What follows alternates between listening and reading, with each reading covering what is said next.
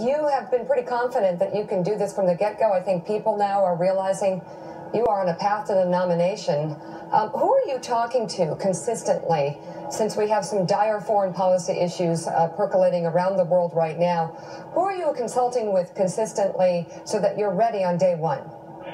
I'm speaking with myself, number one, because I have a very good brain and I've said a lot of things. In fact, in my book, in 2000, I talked about Osama bin Laden, and I do remember somebody putting the book in front of Joe, and Joe saying, no way he talked about it, no way he wrote about Osama bin Laden before the World Trade Center came down. And they said, no, he really did. And I remember Joe looking at it in the book saying, I don't believe it, that's amazing, okay?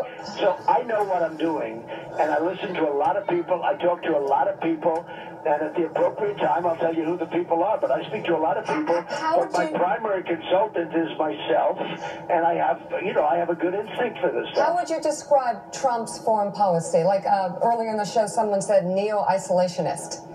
How would you describe that? I wouldn't say that at all. I was, they like to say that in speaking with my very good friend Howard Stern, and, long before the start of the war, I sort of said, well, maybe, I don't know. It's the first time I was ever asked a question about going into Iraq.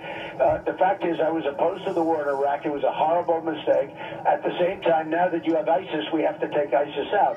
I mean, they're cutting heads, they're drowning people in cages, and they're looking to do serious damage. I mean, if they ever had, the problem you have today is weaponry. If we had, if this was 50 years ago or 100 years ago, where you fought by gun and by sword, I would have been out of there so fast. But the problem is you can't allow somebody to get the big weaponry. So does that mean a ground war, ground troops? Well, I'll tell you what it means. It means we have to take ISIS out, and I would consult with very good people. I would consult with the best people, and you'll let us know who at some point. We may need that. I would much prefer getting some of the other nations of our world involved. Let them do something for a change. I see where Russia backed out yesterday, which was interesting. It's a very expensive process. People don't realize it is a very, very expensive process. And I can just imagine Putin with oil prices low, and every time he drops a bomb, it costs $1 million or something. And he's saying, wow, because, that happened to them once before in Afghanistan. Afghanistan is the thing that broke up the Soviet Union.